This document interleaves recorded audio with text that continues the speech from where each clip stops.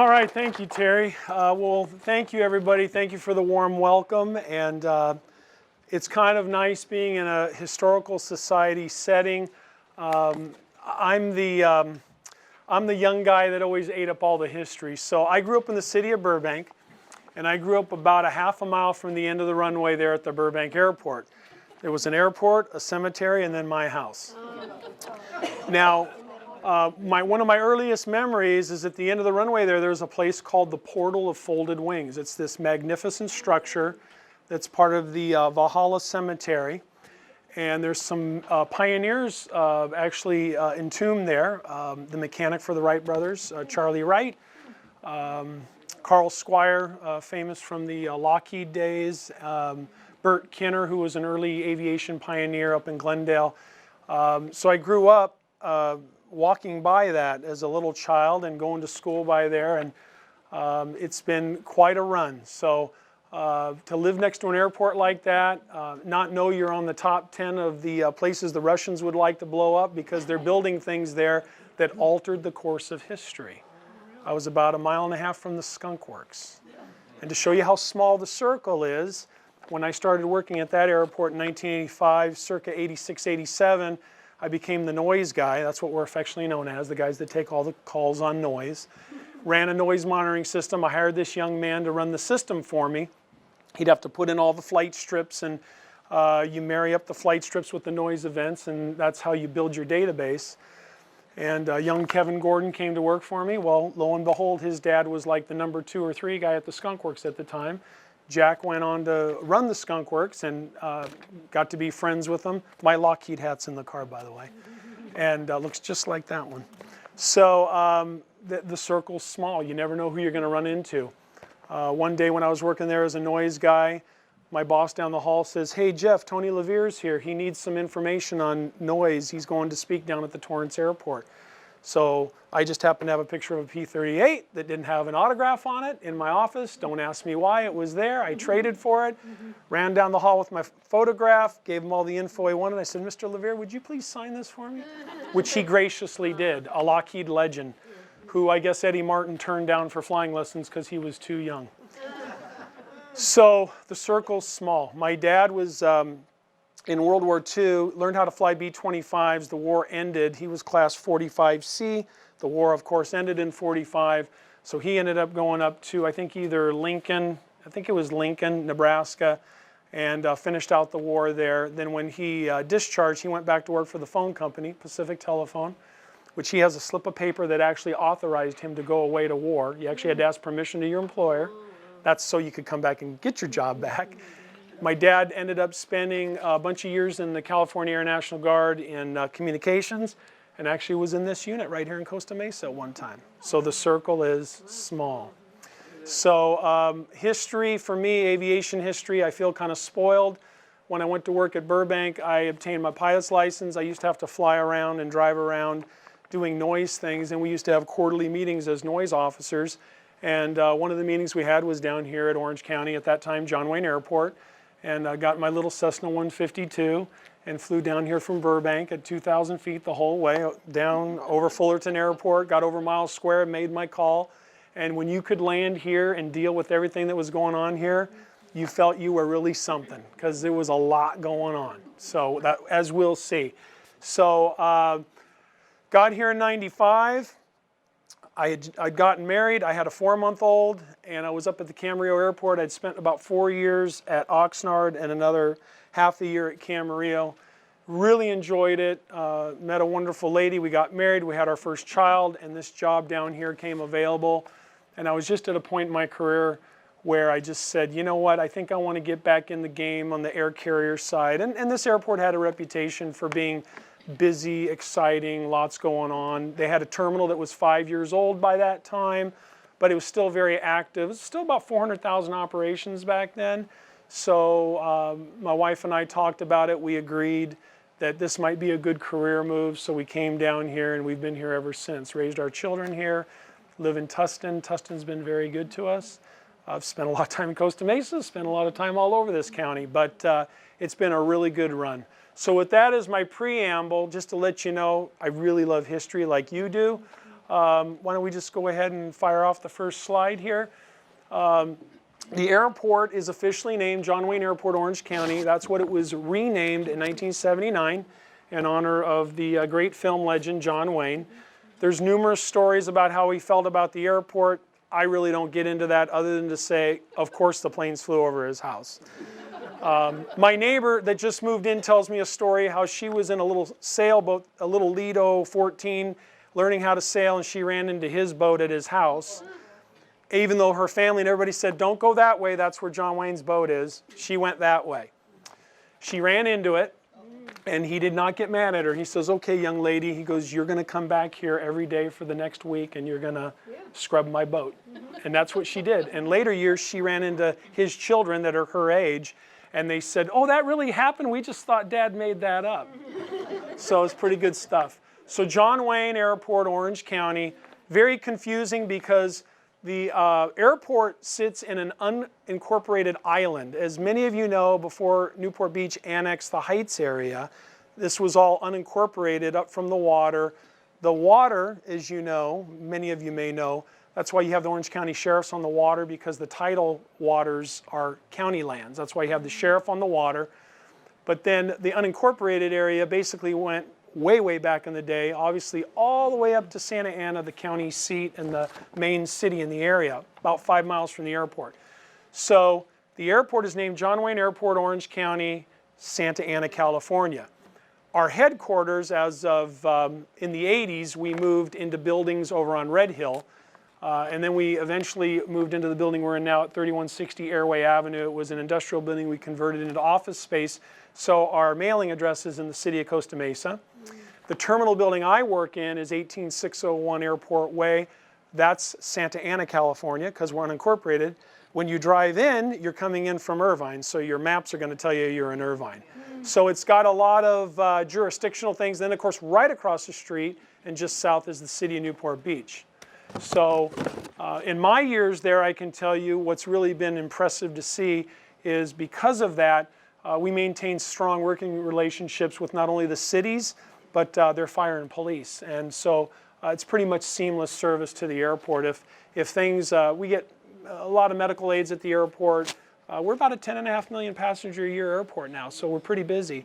And we have seamless service into the airport, so that's pretty impressive. So this is the terminal as she sits today. We'll talk about the individual iterations, but right now that's about, I think it's, what is that, 350? It's about 550,000 square foot a terminal, 20 gates. We have 3 commuter gates at each end. We only use 2 at the north end. When we designed the building, when we designed this in the early 2000s, started building it in the late 2000s, commuter traffic was a lot more brisk. That's kind of trailed off, so we didn't end up using that space in the way it was normally intended, but it does get used. 503 acres, pretty impressive for the amount of activity to have that few acres. Talked about 20 gates, 2 commuter terminals, and we'll talk a lot about the runway length. 5,700 feet on the main runway and 2887 on the short runway. Next slide, please. So some of you know this, some of you don't. We're an enterprise fund. Us and the landfill, OC Waste and Recycling, we're the 2 enterprise funds in the county. Actually, I think there's a third, the harbors.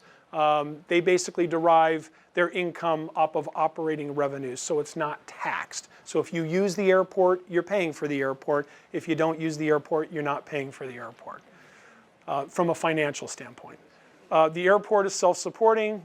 We receive no general fund or tax revenues, and it's considered part of the county's budget. It's part of the county's overall budgeting process, but the county is not allowed to take monies from our budget because when you own and operate an airport, there's 2 income streams from the federal government. One is called, it's the income stream that they give us because of the amount of passengers we have. So that's a guaranteed sum of income every year. It's, I forget the exact amount. It's in the millions of dollars, but not the tens of millions. It's a couple million, $2 or $3 million. We get that every year. Then that's based just on the kind of airport we are and the number of people that use the facility. Then there's what they call discretionary funds.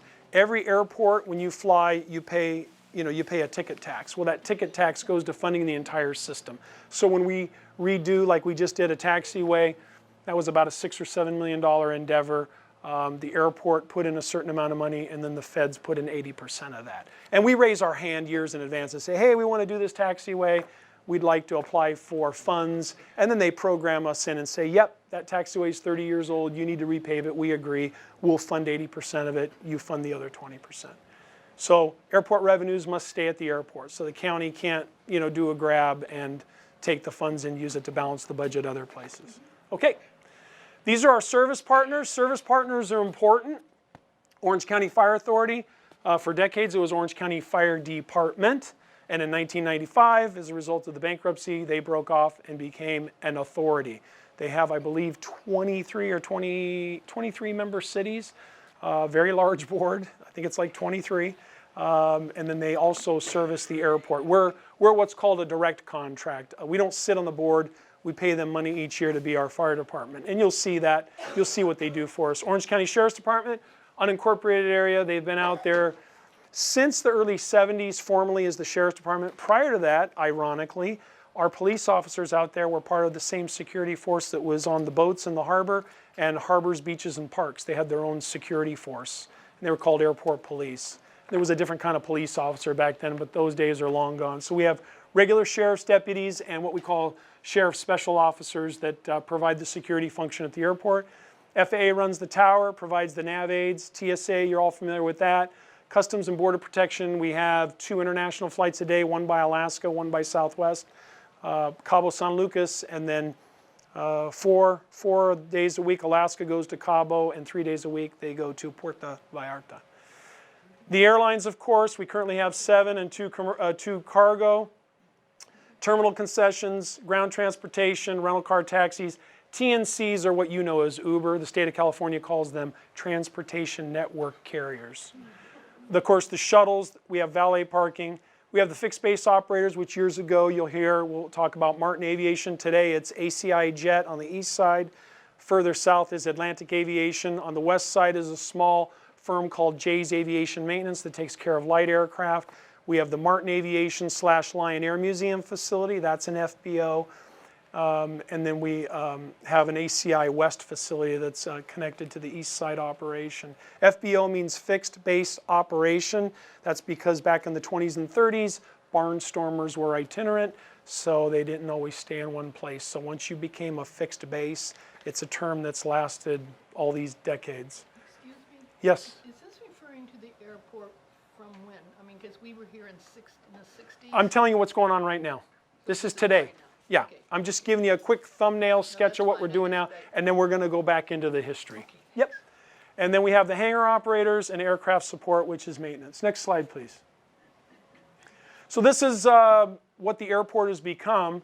You can see the reach it has. It's pretty significant, and that's mainly because of the capability of the equipment, the jet airplanes, and they can fly a lot further off even a 5,700-foot runway. So we've had most of this service now for several decades. Some of the new service is not because of distance, it's just because some of the markets popped up. They wanted to start serving them, like Houston Hobby is a recent one.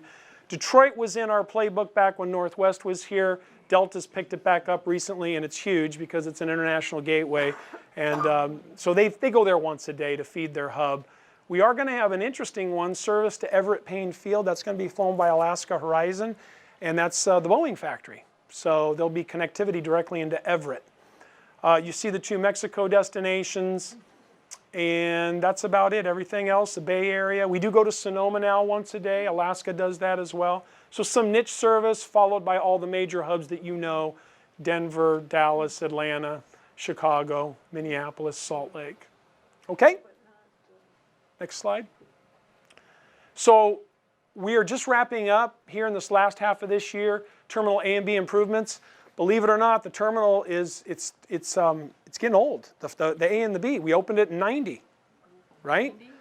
1990, September of 90. So it was starting to kind of get a little bit worn, and some of the lighting and some of the fixtures and some of the things, the paint and some of those things, fire systems we wanted to update and improve. So to make it look like our new Terminal C, which we opened in November of 2011, we've spent the last couple of years doing that. Now, the biggest part of that job you never saw is we did a seismic upgrade, which is 170 joints in the building.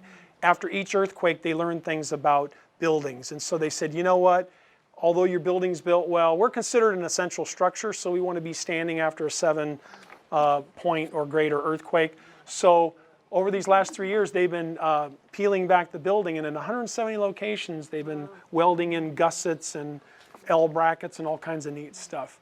Lighting renovation, seismic, and it was about a $102 million project. And who'd ever thought you'd say, oh, it's about a $102 million project? When you see the numbers we spent for the original terminal, you know, like $7 million, it's amazing. But they've done a fabulous job. I've been involved in 3 major projects, the building of Terminal C, a belt system right after 9/11, and this one. And this project ranks up there with the other 2 in terms of how effective they are, how seamless, how the lack of impact to the customer while we're operating the airport. That's always the challenge. You're constructing while you're operating. So, told you it began in 16, a couple years ago, and it'll wrap up in 19. Next slide, please. And then, of course, we have to, you know, tell you we've been awarded some nice awards, and that's mainly through our customers coming through the facility. The feedback, we do customer surveys every other year. We do tenant surveys on the opposite year. But we were very pleased to receive this award.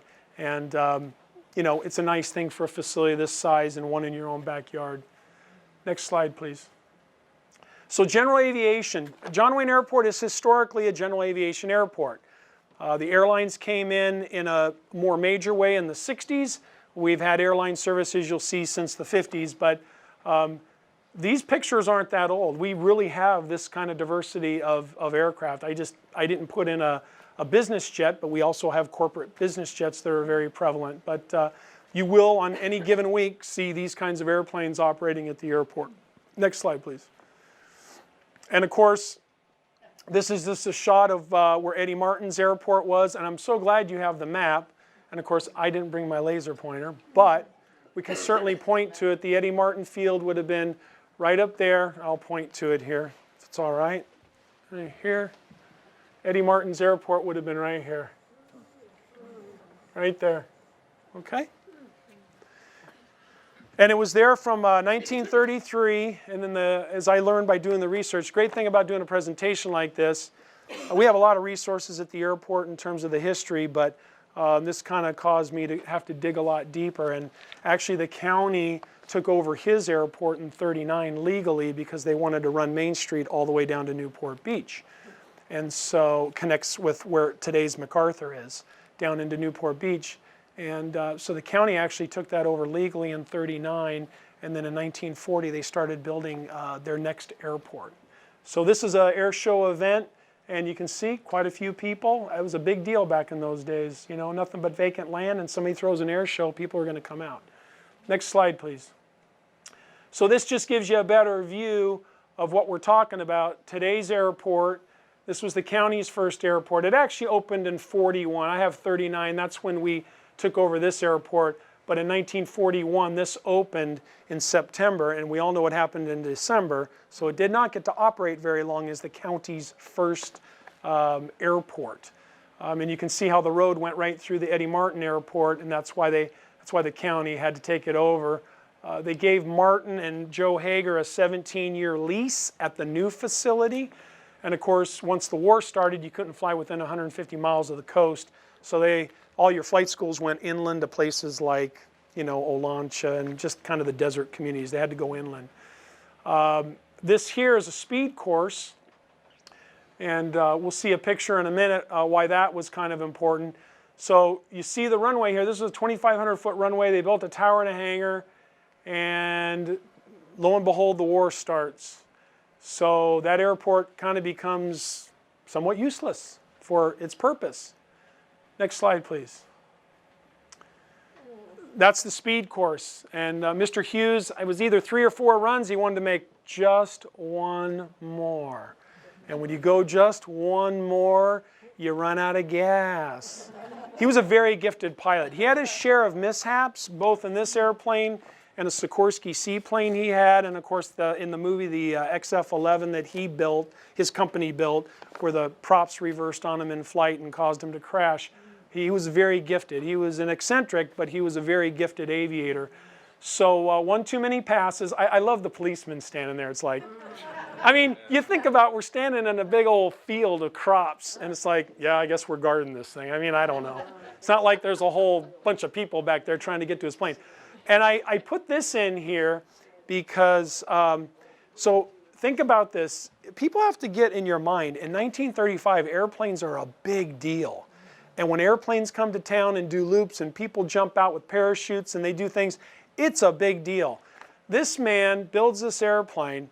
This airplane, think about what kind of airplanes were flying in 1935. The Navy's still flying steel tube and fabric and wire-braced biplanes, right? We haven't even gone to the fully internally stressed type aircraft that this is. This airplane and a few others basically were the dawning of the planes we would see in World War II. All the construction methods, all internally braced, right?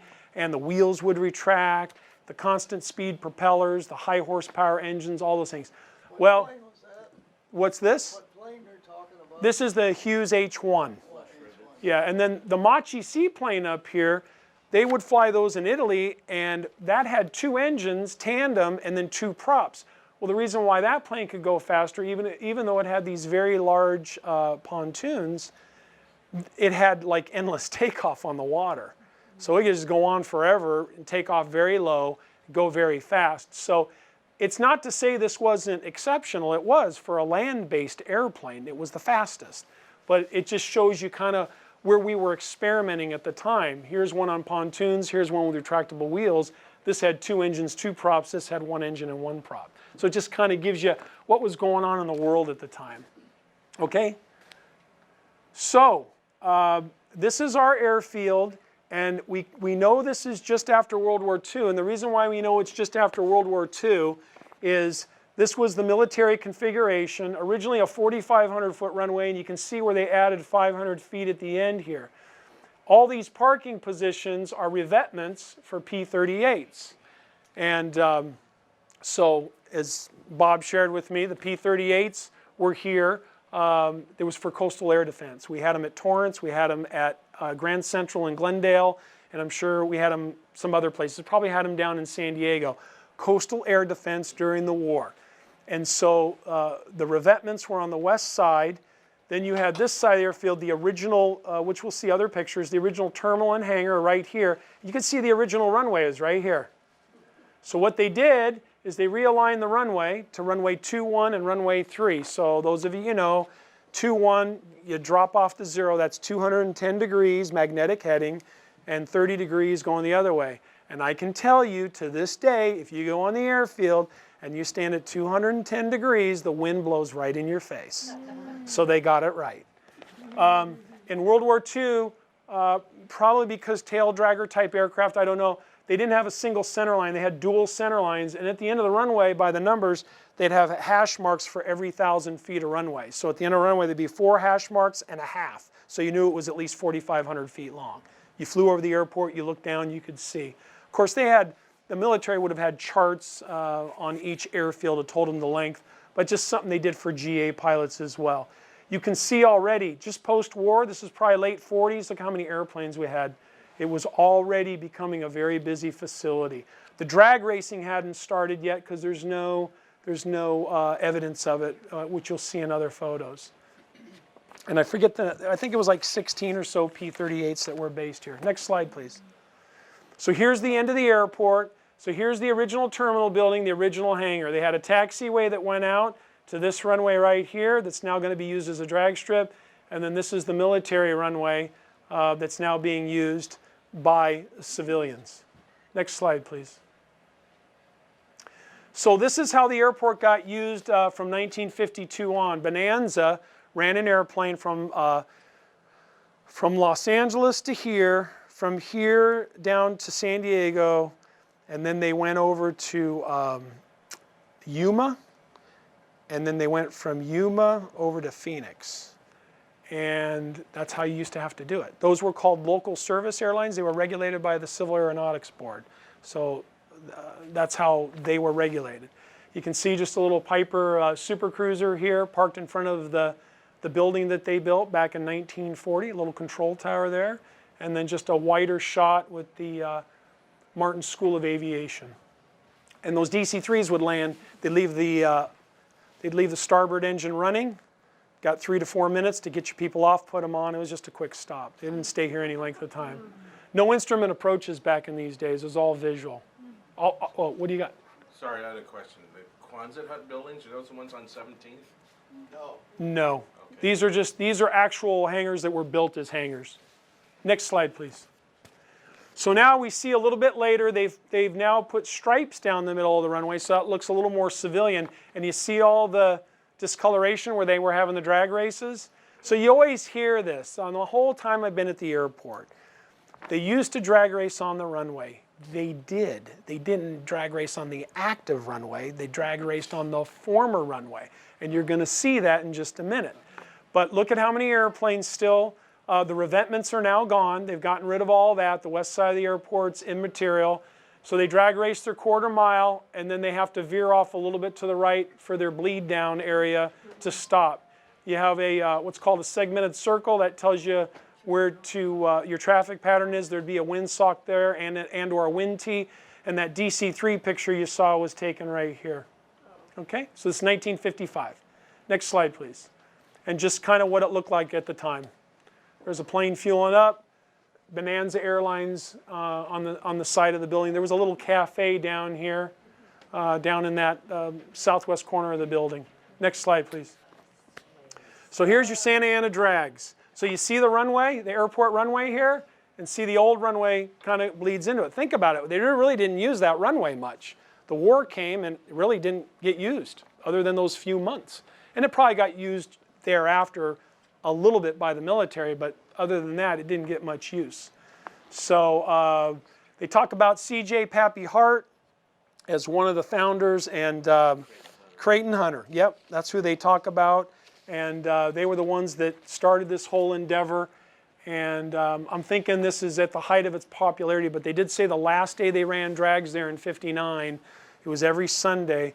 The last one, they averaged about 2,000, 2,500. The last one was about 4,000 people.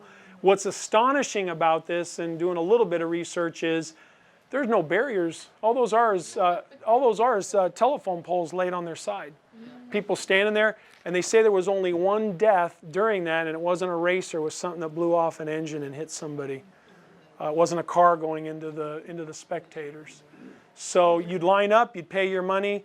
And then one of the other stories I heard is one of the places where a car first broke 150 miles an hour in a drag race.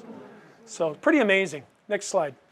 If I just want to interject. Sure. There was actually a group of former drag, I guess they're mostly former by now, drag racers, like in their 70s, 80s, 90s. They get together once or twice a year to park in Orange and Oh, very cool. have a picnic. And a number of them raced there. So there's the airport started getting busier, so that ended up curtailing it. The airport wanted to use that area to park aircraft, and I understand there was some other issues with it, but he ended up running Lions drag strip up in, I think up in the harbor, LA Harbor area. But this is where drag racing got a big start in Southern California. And you can see there's an airplane on the runway, and they're running their drags, and you can see where it trails off. It was noisy. Oh, I can imagine. I lived in Santa Ana Heights You could hear it. every Sunday. Wow. Sorry. What's over there now where the old drag strip? I'm going to show you, because I knew you'd ask that question. And how close are the blimp hangers? I'll show you, because I knew you were going to ask that. Keep going. Next slide. So this is what the good boys looked like back then. No, I'm just kidding. But look, it's total 50s. You got the collared shirt, the rolled up jeans, and just a different time for sure. Everybody put their money in, pitched in, and look at the little plane getting ready to take off behind them there. Little Aranca champ. Okay, next slide, please. So you asked the question. So the drag strip was right here on that green depiction right there. What is it now is what I was asking There's the airport. See the airport behind it? Oh, it's just part of the airport? It's part of the airport. It's basically the middle of the airport. Okay. Yep. The drag starts right where the end of our short runway is, basically. Yep. Next slide. Tallman's movie Land of the Air. I'm not going to get into a detailed history, only to say that Paul Mance moved his operation down from Burbank, legendary Hollywood aviator, and decided to move his operation down here. And he was joined in 1961 by Frank Tallman, who was in the U.S. Navy Reserves, pilot. And he'd had done a bunch of things that earned him some money, and he started amassing a collection of antique airplanes. And of course, they needed things to do with them, and flying in the movies was an ideal type of thing. This is towards the end of the operation, but you see the famous B-25s. He's got 3 B-25s there and an A-26. They didn't use this much, but they bought that airplane because they got a job to do air-to-air photography with Douglas and their jets, and they thought, well, we better fly a Douglas plane if we're taking pictures of Douglas jets. It didn't work as well as the B-25s. They didn't keep it all that long. So when I was a young man, probably 10 years old, we'd come down here, rent a beach house. I'd beg my dad to bring me to the airport, because what else do you want to do when you're on vacation except go watch airplanes? So we'd drive up. We'd play a little golf at the little golf course, and I'd make them take me over to the terminal where I could watch the jets. And then we went down to the movie Land of the Air. It was kind of the tail end of its days. They kind of wrapped up their operation in the early 80s. But in the original form, you look at some of the old pictures, some of the aircraft that they had here were phenomenal. And actually a couple of them, one of them I got to see 5 years ago at the National Museum of the United States Air Force in Dayton, was a very rare F-107 plane that was kind of just rotten out here. And the way museums work is sometimes these aircraft are loaned to them. The Air Force called some of these back in, and they've since been restored. That one actually might even not be there. That one might be in Pima, Arizona. But there were aircraft here that did end up going back to the Air Force Museum. This is when they were operating an FBO. So they were handling transient aircraft. They would have a charter operation there. You can see some of the light aircraft as well, and then the museum there.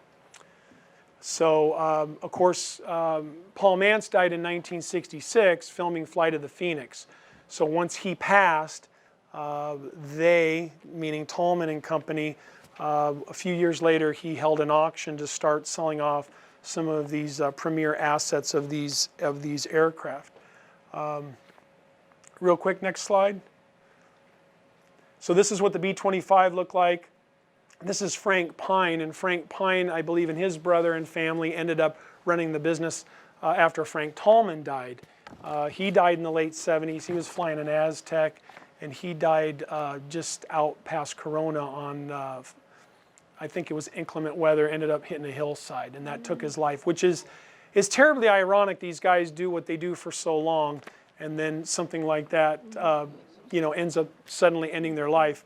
But in Tallman's case, he did parlay the venture forward after Mance died and was quite successful doing more film work. And they actually, one of my things at the end here, I'll check your memory, they did a few pretty remarkable things with some movie airplanes that we all kind of heard of. And this, of course, was the camera that could shoot 360 degrees. And it was, help me, those of you that remember, my mom used to tell me they showed this at Cinerama Dome. It was the Flight Across America.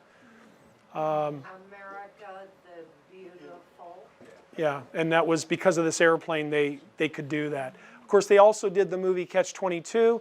It was the largest assemblage of this kind of aircraft since World War II. They filmed it down in Mexico, created an airstrip, supposing it was in Italy. And I think they put together 20 or 25 B-25s, a fleet of them, took them down there and filmed the movie. So that was actually pretty impressive as well. Howard Yes, sir. Hughes do the same thing, like he had stunt pilots in his movie? I saw He that. did, but his was much earlier. He would have been in the 20s and the 30s. This is more in the 50s and the 60s. And then this type of work was eventually, those of you that may know the name Clay Lacey up at Van Nuys, Clay was one of the early pioneers where they did what they called the astrovision. They had the periscope camera out the bottom of a Learjet. And virtually everything you've seen in the last 30 years is between them and another company, I think, called Wolf Air. And they basically, but Clay's done the lion's share of all your airline commercials, your military stuff. He's done, his company anyways, has done a ton of that. Next slide, please. So this is the back up. This is the airport in 1966, and this is where the young lady lived in the Heights, where she could hear the dragsters. Right here, the Heights.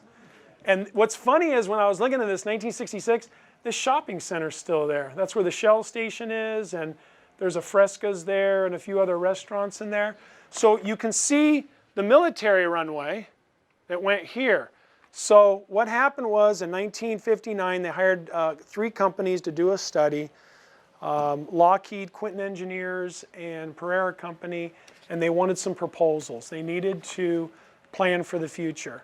There were no airlines that wanted to fly out of here. Bonanza was still doing their 2 a day or 3 a day. I think it was 1 going that way and 1 coming back. I met a gentleman that worked, I met a guy that worked for him, and he basically went out to the airport to meet the plane on its way back to LA in the afternoon.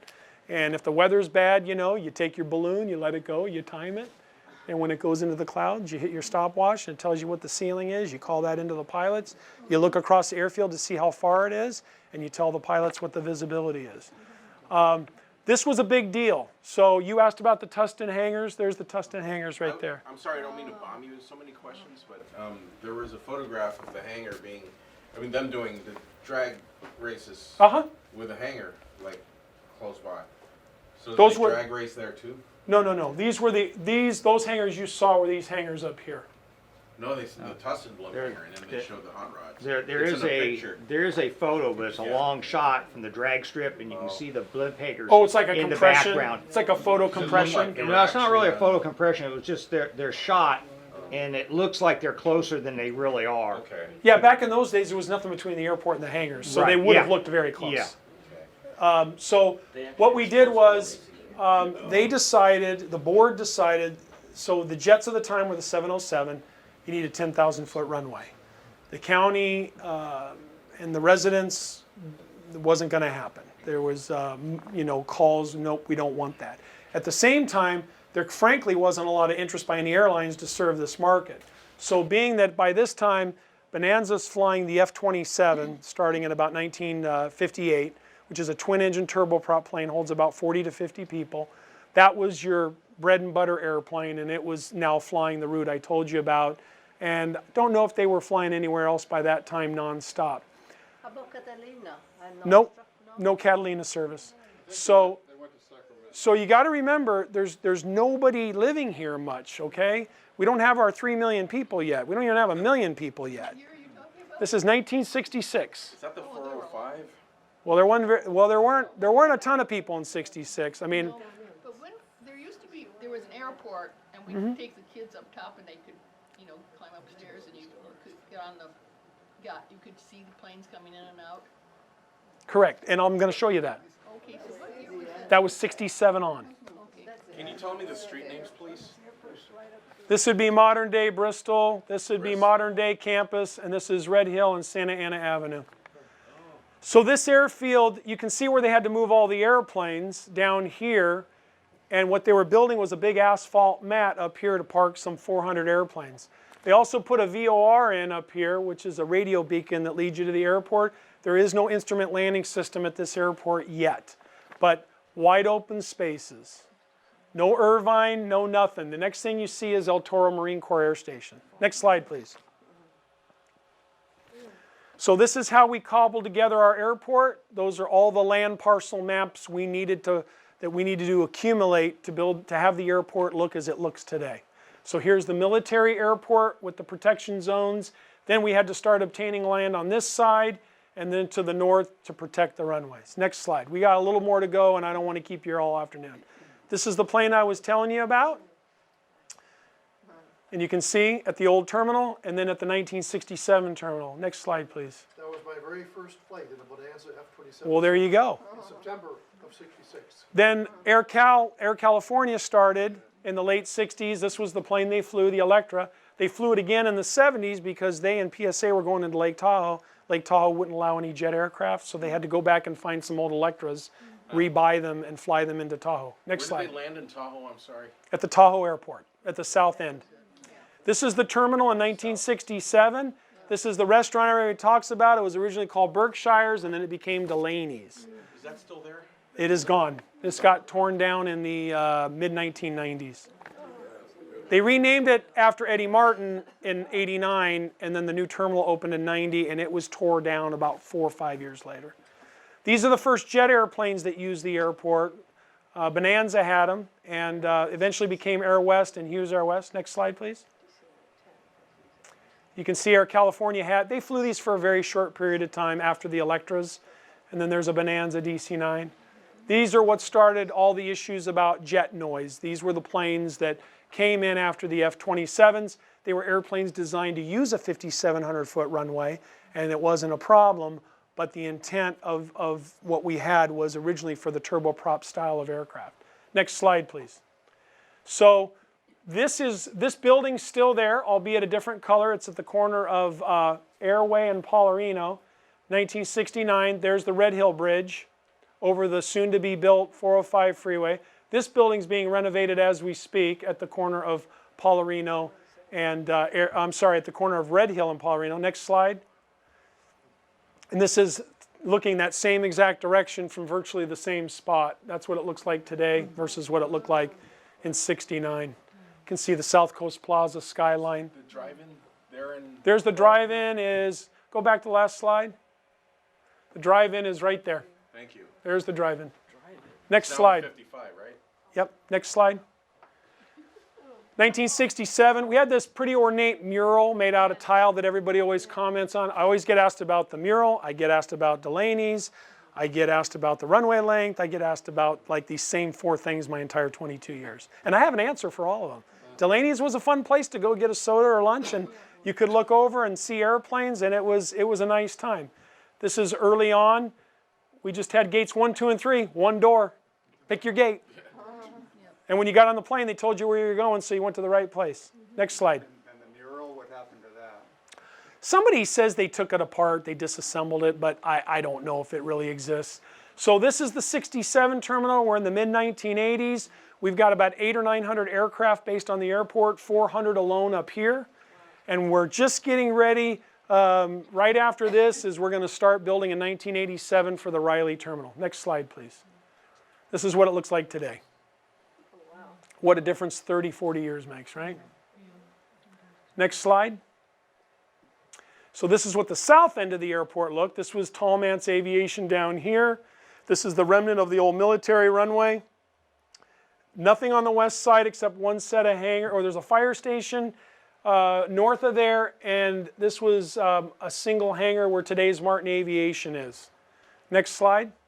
Oh, you reoriented. And what it looks like today. Where's the drag strip again? It's be midfield. It would have been up here, Okay. been up there. Totally paved over. Yeah. Oh yeah, it's gone. It's long gone. That's what we look like today. This is the last remnant of the Army runway. There's little bits and pieces of it. Next slide, please. Again, mid-1970s. There's our second control tower, which was on the Costa Mesa side of the airport. And then that got torn down when Lion Air built their museum, or just before they built their museum. Actually, it's quite a bit before their museum, about 10 years. We had to tear it down, or they tore it down. There's the restaurant where you'd stand out on the balcony and watch the airplanes. Next slide, please. So this is Air Cal's entire fleet. It was senior night. They took a bunch of kids from Northern California, flew them to Disneyland. That was their entire fleet in 1976. From where to Disneyland? From Northern California. Oh, okay. And then this is an Electra that they probably were using at the time to fly to Lake Tahoe. Next slide, please. Another airline that was based here in Orange County, Golden West, their headquarters, the building's still there at the intersection of Dove and Campus. It's now an Avis Rent-A-Car. And they flew to LAX from all over the Los Angeles basin, Fullerton, Palmdale, Oxnard, Santa Barbara, all over the basin. They were a feeder, and this was back in the regulated days before carriers had their own branded commuter brands. You're looking out to Santa Ana there, nothing out there, just nothing in the skyline. Next slide, please. This is when we got really busy. So deregulation is in 1978. Air California was not regulated by the CAB. They were regulated by the California PUC because they did not fly outside the state of California. These airlines did, and if they wanted route authority to come in here after deregulation, they didn't have to go through as big a process to get into an airport because it was now free market, game on. So I was at Burbank at the time. TWA, American, United, Delta, everybody wanted to get back into these secondary markets like a Burbank and a Santa Ana, Orange County, Santa Barbara. They all wanted to get into these secondary markets. This place was crazy. Next slide. Just look at that parking. That's in the morning. Look at all those airplanes. And we got GA, General Aviation on both sides. You got here a whopping 15,000 square foot building. When we stopped using this building in 1990, when we opened the Thomas Riley Terminal, they had added some trailers, so they upped the square footage maybe up to 22,000 total. They were running 4.5 million people through there. So it was a big deal to move into the new terminal and much needed given the demand. You'd walk out to these airplanes, they'd help you get to your plane, and every single airplane they'd make a call. If you're going to Oakland, this is your airplane. If not, now's the time to get off because it's just too easy to get confused. Just too easy. All right, next slide, please. So this is what it looked like from the north, right in the very end. We're taking a picture from the parking structure, which is at the then new Thomas Riley Terminal. This was our biggest airplane at the time. Probably the best airplane that's ever served the airport is the 757. Lots of thrust, very capable aircraft on a short runway. Does carry about 180 to 189 people. Just a fantastic airplane. Delta and American early on flew that airplane. Eventually United would also fly the type. America West would as well. Who built it? That's a Boeing airplane, yep. Next slide, please. And of course, our Riley Terminal, very neat building from the standpoint, the design element is, it's a very thin building. It doesn't have a lot of depth because we had to design the airplane to fit between MacArthur Boulevard, put in a roadway system with a parking lot, put a building, and leave enough room for the planes to park so they didn't go out onto the taxiway. So you had a very significant design challenge, so that's why it's so linear. The genius of it is the high ceiling. So even where it tapers down at the ends, because of the high ceiling and the glass on the one side, you don't feel like you're in a very tight space. So that's the one thing that's kind of the design element. Of course, the famous bust, or statue, I should say, of John Wayne, not the bust, but that was done in the late 70s, and when we moved from the old terminal, which they had by that time renamed the Eddie Martin Terminal, into this terminal, they sent it back to the artist to have it refurbed. They put the belt buckle on it, and a couple of employees and our director paid to have that flag put up after 9/11. It's been up ever since. Not the same flag, but we've flown the flag behind it ever since. And then that's General Thomas Riley, beloved Orange County supervisor whose district the airport was in, who they named it after. Next slide, please. So this is what we look like. Some airlines that aren't around anymore: TWA, America West, Continental.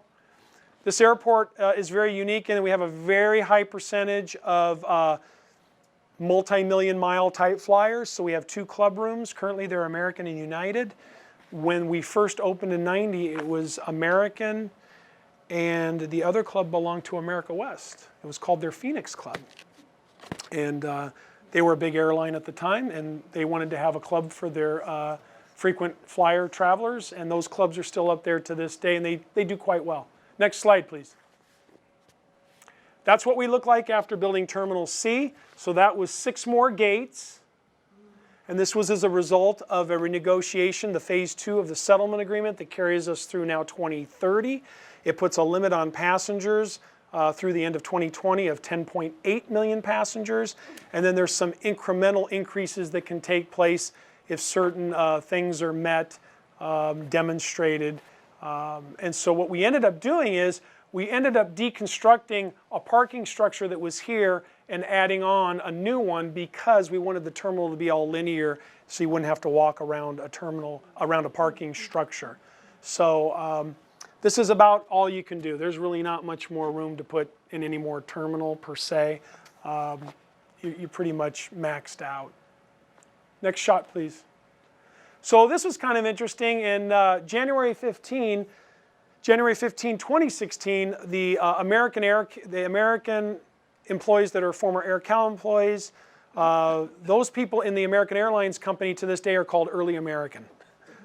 The early American people are original American. Then the AirCal people are AirCal people, right? So these are AirCal, not the early American. And they came out for a reunion across the street at a hotel, and the airline was kind enough to fly in a plane they had recently painted in AirCal colors. So I apologize for the pictures. It was kind of a dark day, as you can see, but they're all out here on the taxiway. They were all excited. They all got to take pictures, and many of them harken back to the original 1967 terminal and the Air California, and then became AirCal in 1981. Next slide, please. So somebody asked about the runway redesignation. So when you look at a map of the United States and you look at the magnetic lines across the country on the map, we're at about 14.5 to 15 degrees east, and they migrate. These lines kind of move a bit, right, with the poles, the magnetic poles, north and south. So I was telling somebody earlier, when I got here, we were at about 194 degrees was our magnetic heading, and then it became 196, and that's because the poles move, the magnetic fields move. And so when we migrate over to 196, after 2 or 3 years, the FAA says, hey, you might want to think about renumbering your runway to be more within 5 degrees of the heading. So we went over to 20, which is closer to 200 degrees. We did this overnight back in September of 14, and there was this gentleman, he was so desperately wanted to be the first person to use it. He got in his airplane at, the runway was closed till 6:15. He got in his plane at 6:10, started his engine, took off right at 6:15, made right traffic, landed, put his plane away, and he was able to say he was the first person to ever use the runway. And he did a fine job. And the first airline jet that went out there was cleared to take off, and the tower stammered, caught themselves a little bit. They said, clear to take off, runway 20. So it really went, I gotta say, of all the things I've done, you'd think this would be kind of a super confusing thing. It wasn't at all. We spent plenty of time informing people. We spent about a couple weeks getting ready to repaint all the signs on the ground. We did this overnight. We changed some signs overnight, and it went quite flawlessly, actually. Next slide, please. This is what we do, airport operations. We're out there from about 5:15 till midnight, and we inspect the airfield. We're on continuous patrol, and our job is really to inspect all the facilities, but specifically the areas where the planes take off and land. We coordinate construction. We respond to emergency calls. Our field personnel work with the airlines all the time. If there's any gating issues or any of the late night flights, they have to call us to get permission. There's certain reasons why they're able to come in late or take off late, but we handle all of that type of activity. In addition, we do a lot of administrative work to maintain our records for the FAA, because we do get inspected once a year by the FAA. We're kind of like their agents, frankly. We subscribe to a regulation called Part 139, and everything in it says how your pavement will be maintained. You have to have fire service. You have to have records of all the maintenance you do. Your lighting has to be a certain way. Hazardous materials, meaning fuel, has to be stored, and all those facilities have to be maintained in proper working order. Next slide, please. So this was the first time we had a C-17. It was in support of Vice President Joe Biden bringing in the cars, because they were going to lunch locally. So the plane comes in the day before, drops the cars. He comes in the next day, does his thing, then the C-17 comes in, picks the cars up. And these guys are out of Dover. They basically, some of them are regular, some are reserved. They just get a call and they're told, okay, tomorrow you're taking the cars to, Orange County, and here they come. Great guys. I've never, these Air Force crews that do this work, they're impeccable individuals. Next slide, please. This is, I only did this, Air Force One has been here twice. Once when Nixon was here. It's a great story. I don't have time to tell it. But nobody thought a 707 could land at our airport, and of course it could quite easily. And the pilot walked the runway, and a dear friend of mine was actually with him when he did it. And that has its own story. That was 1969 at the height of other controversies. We had George W. Bush came in 2006 in this airplane, and many of you know, It doesn't matter what the airplane is. If the president's on it, it's Air Force One. So he could be, if they were willing to let him fly in a twin Bonanza, it would be Air Force One. George W. did fly in an S-3 onto a carrier deck, and that was Navy One, and that's the only time I've ever heard a president have a call sign, obviously other than Air Force One, because he was in Navy Iron. But this was Air Force Two. This was the day of the Canyon 2 fire, hence the smoke. He landed, went to his event. This guy stands here, by the way, 5 minutes before he lands, and he stands there till he gets off the plane, and he goes and greets the aircraft. Army Special Forces, I think he was a Ranger, great guy. And then what happens is they go do their thing, CHP, the whole group of people, 15 cars, they go off and do what they do. Then we get to go around and talk to the crew and hang out and take pictures. When he came back, he wanted a briefing on the fire, because when they came into land, they actually had to turn in early to miss the smoke. So the fire crew on duty, they called over the captain and his team, and he gave him a briefing on the current conditions on the fire going on behind him. Next slide. We're wrapping up here quickly. This is our fire station, and it's a great fire station. I don't know what to tell you. We've got all the greatest equipment. We got 2 primary units, 3,000 gallons of water each, a command vehicle with some firefighting capability. Next slide. We're the only airport that I know of in the nation has their own crane. That's because when airplanes break on our runway or go off the runway, we got to get them out of there, and we can do it in about an hour or less. And the idea is when you only have one 5,700-foot runway for air carrier traffic, you cannot afford for it to be closed, as you can all imagine. So when they come to a screeching stop on the short runway when they have a problem, no big deal. When they go off our main runway, and then nobody was hurt here, it was just a departure from the runway, and the nose gear collapsed, but we had that airplane out of there in a little less than an hour. Next slide, please. Sheriff's Department do a great job for us. Up until recently, they were doing these dream lifts, and these are kids from Canada, part of the Sunshine Foundation. And what they do is it's their version of Make-A-Wish. So they fly these kids down. They can't be anywhere overnight. So they fly them typically down from Vancouver or Kelowna, and they fly them all the way down here for the day. They go to Disneyland. They have volunteers that are with them. And the Sheriff's Department puts one sheriff's employee, deputies and civilian employees, one-on-one with them all day. And they have the time of their life. They get here about 10 in the morning. They leave here about 7 at night. And Alaska Airlines does that. And this particular year, they actually got them to Disneyland, one of the Disneyland aircraft. Next shot.